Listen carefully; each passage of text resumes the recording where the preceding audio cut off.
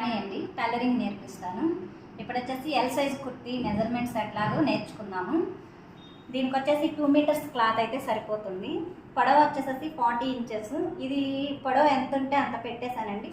37 inches ఉంది. దీని వచ్చేసి 36 ఇంచెస్ పెట్టాను. 1 ఇంచ్ ఏమో మడత కోసం ఇక్కడ. తర్వాత వచ్చేసి షోల్డర్ వచ్చేసి 7 ఇంచెస్. 7 ఇంచెస్ మనం షోల్డర్ ఎంతైతే తీసుకున్నామో ఆర్మ్ రౌండ్ కూడా 7 ఇంచెస్ తీసుకోవాలి.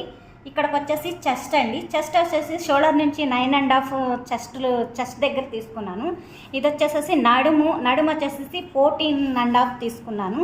తర్వాత వచ్చేసి నేను హిప్ లూజ్ వచ్చేసి 20.5 తీసుకున్నానండి. మొత్తం బాడీ మెజర్మెంట్స్ వచ్చేసి 40 ఇంచెస్. 40 డివైడెడ్ బై 4 ఈ 4 భాగాలు చేసుకోవాలి. ఇక్కడ వచ్చేసి చెస్ట్ లూజ్ వచ్చేసి 10 ఇంచెస్. తర్వాత నడుము లూజ్ వచ్చేసి 9.5 ఇంచెస్. హిప్ లూజ్ వచ్చేసి 11 ఇంచెస్ హిప్ లూజ్ అండి ఇది.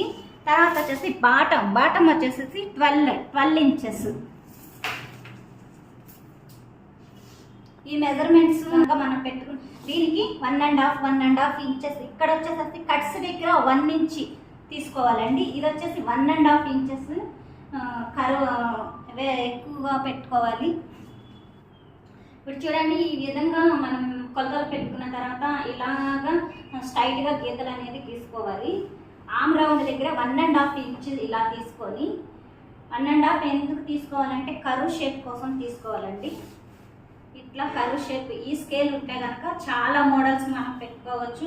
ఈ ఆర్మ్ రౌండ్ అనేది మనకి పర్ఫెక్ట్గా వస్తుంది. ఇక్కడ నుంచి ఆర్మ్ రౌండ్ అనేది 1 ఇంచెస్ తీసుకొని ఇట్లా కరువు షేప్తో ఈ స్కేల్తో కనుక తీసుకుంటే కనుక నీట్గా వస్తుంది. మనం ఏదైతే నడుము చెస్ట్ లూజ్ 10 ఇంచెస్ పెట్టుకున్నామో ఈ చంక దగ్గర వచ్చేసి ఇక్కడ వచ్చేసి 10 ఇంచెస్ తీసుకున్నాం కదండి. ఈ చంక దగ్గర కూడా 10 ఇంచెస్ తీసుకోవాలి. 1.5 వచ్చేసి కట్స్ కోసము ఎక్స్ట్రా ఖర్చు కోసం తీసుకున్నాము 1.5.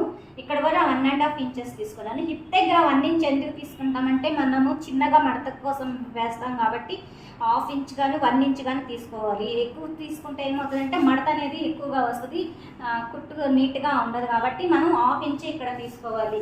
ఈ స్కేల్తో ఇలాగా ఇట్లా గీతలు తీసుకోవాలి. ఈ కర్వ్ షేప్ అనేది కూడా తీసుకుంటే రౌండ్ బాగా వస్తుందండి. నీట్గా తీసుకోవచ్చు. నీట్గా కట్స్ అనేది నీట్గా వస్తుంది. ఈ ఆర్మ్ రౌండ్ ఇక్కడ కట్స్ దగ్గర అనేది నీట్గా వస్తుంది.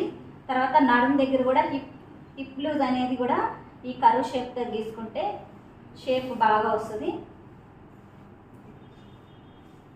ఇదండి, ఈ కొలతలతో మనం ఎల్ సైజ్ కుర్తీ అనేది మనం రెడీ చేసుకోవచ్చు.